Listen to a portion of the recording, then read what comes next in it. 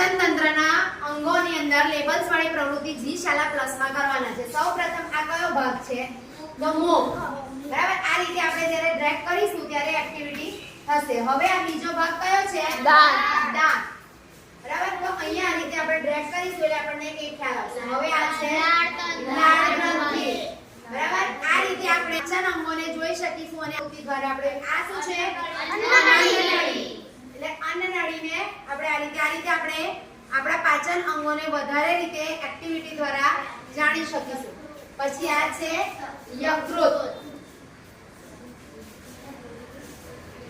આ ભાગ છે યકૃત.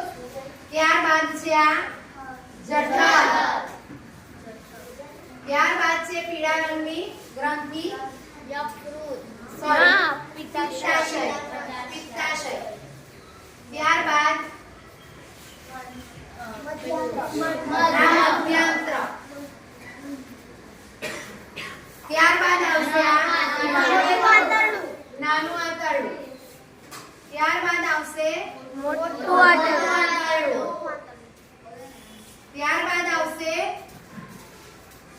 આ શેષાંત્ર. બરાબર, ત્યારબાદ આવશે મોટું આંતરડું, સોરી અંધાંત્ર. હવે આવશે મળદ્વાર, સોરી મળાશય, અને છેલ્લે આવશે